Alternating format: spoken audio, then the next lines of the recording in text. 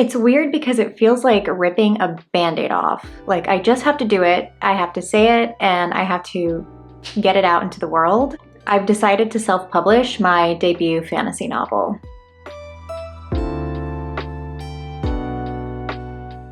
There, it feels even more real now to admit it out loud. Like, because I've said it, I've stated it, I'm gonna do it, and I've got to hold myself to it. And now people on the internet know. For those of you who are new here, my name is AJ. I'm an aspiring author currently working on my new adult fantasy debut novel, Project Darkwater, aka Of Wreck and Ruin, aka title to be determined. I'm currently in the second draft, and I'm hoping to self-publish it once it is finished. Now, I've been going back and forth on whether I wanted to traditionally publish my novel or self-publish my novel, and after honestly half a year's worth, maybe even a full year's worth of debate, I think I just kind of have to follow my heart on this, as cheesy as it sounds, and accept that in the back of my head, there is this dreamer that is asking me to self-publish this novel with everything that I understand so far. That's kind of what I'm here to do today, is talk about my decisions and how I've ultimately come to deciding to self-publish my debut novel. Because I will say it is more than just vibes. It is vibes based off what I understand about traditional and self-publishing so far. Let's get into it for any of you who are interested. From what I understand, there are two primary ways to get a book published. Not the only ways, I just know of two major ways that a writer can get their book published and into the eyes, hands, and ears of a reader. This is the traditional publishing route or the self-publishing route. Now, I don't want to spend too much time going into the nuances of both systems. I'm definitely not the person to give you the most accurate information. I am a new writer and I'm just starting out, but we will dive into a little bit of the specifics just to provide a baseline context for anyone who would like to understand the this versus that game. Based on my current research, traditional publishing, ultimately the canon to get a traditional published deal is to write your story and then query agents. The agent will then represent you and your story, bring it and put it on submission, where the acquiring editors at different publishing houses can, I guess, bid for the right to publish that story if they're interested. Ultimately, if that entire process has been completed, I don't necessarily want to say successful, because I think you can be a successful writer and struggle to get a traditional publishing contract. So if that process has gone through to completion, please no dirty jokes, then a writer will have a contract, will accept a contract with a publishing house. That will come with a business sort of partnership where the publishing house will provide the upfront costs as well as an advance to the writer to get the book published. So the writer will have a little bit of money in their pocket, a contract for a little bit of money in their pocket during the life cycle of the book, and the publisher will have the editors, will hire the cover designers and the marketing, and kind of take care of all of that and work the whole contract out with the writer. Like I said, I am not the expert here. In exchange, I think that there is a certain amount of sharing the creative control between the writer and the publisher in the entire life cycle of that book.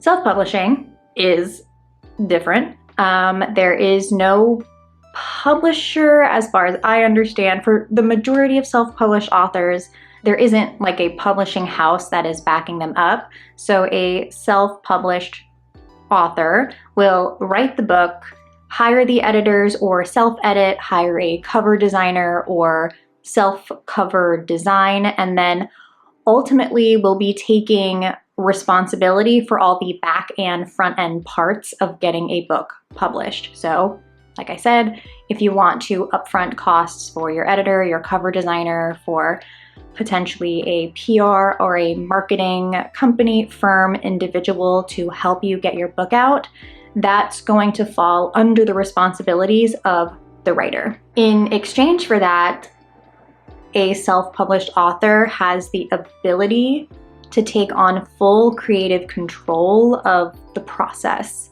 And I guess the added, perhaps, bonus is that once the book is selling and you're making royalties, the net royalties after any fees that are related to the book distribution then end up in the writer's pocket. And then backtrack to traditional publishing, I believe that typically royalties will get shared once a writer earns out their advance and qualifies for royalty payments. I'm sure there's like a percentage of the royalty that the author ends up getting, and then it's shared with the publisher. Both of these paths each have their own appeal. I mean, it was a very difficult decision. It still is a difficult decision. And I will say there is no right and wrong. I also don't think there is an easier way to publish your book unless you really just wanted to throw it out there. Both traditionally publishing and self-publishing is hard. I think it's hard, but it is worth it for writers who do want to get their book out into the world in the way that they want to.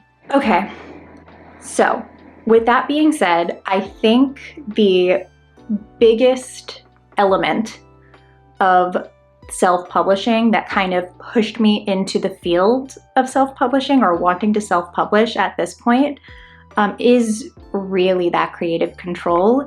I know that there are a lot of responsibilities that come with that other than just writing a good book.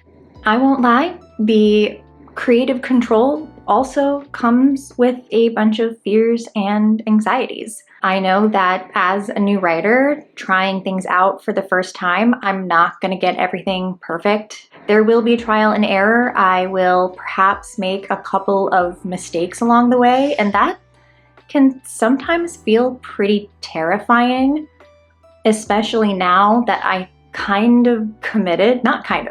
have committed to self-publishing my debut novel.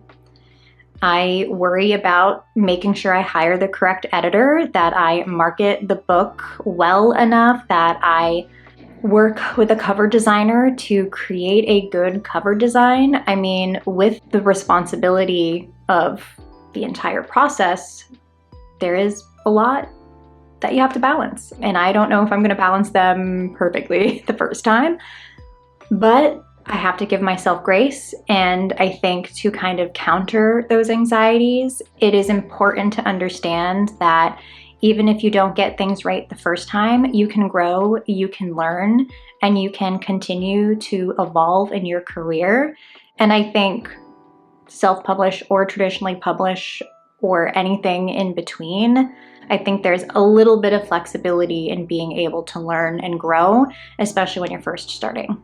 One of the biggest holdups that I've had, and probably why I was entertaining traditional publishing for as long as I did, is because I don't necessarily have the refined skill set to make sure that my book gets out there into the world. I also don't have a huge platform to connect me to potential readers.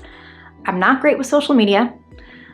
Let's face it, I'm a little bit of a bland Jan, so it's hard for me to be a creator and develop a platform to then help me kind of expose my book to the world. But as I'm coming to learn, I don't necessarily know if you need a huge following or a huge platform in order to be successful in self-publishing your book. I like to believe that eventually, with some blood, sweat, and tears, persistence, and determination, that a reader will pick up a book that they love, and you don't necessarily need thousands of followers or making sure you're getting thousands of views on whatever video reel thing.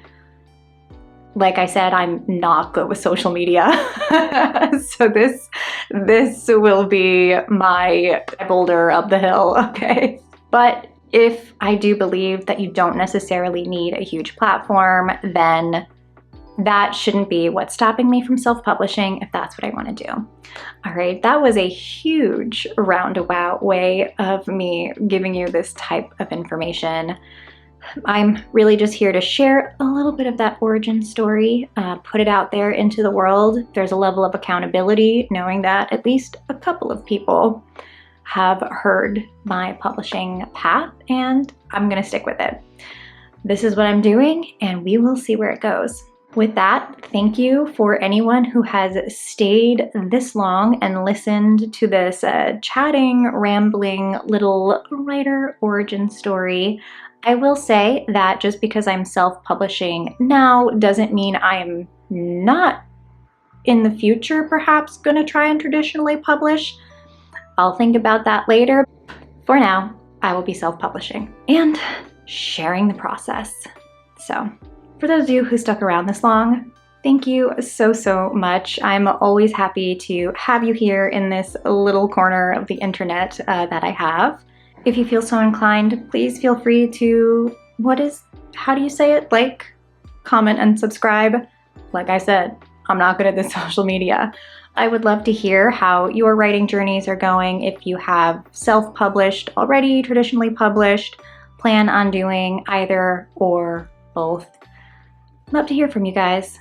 And with that, I will wish you luck in all of your endeavors and hope to see you soon. Take care.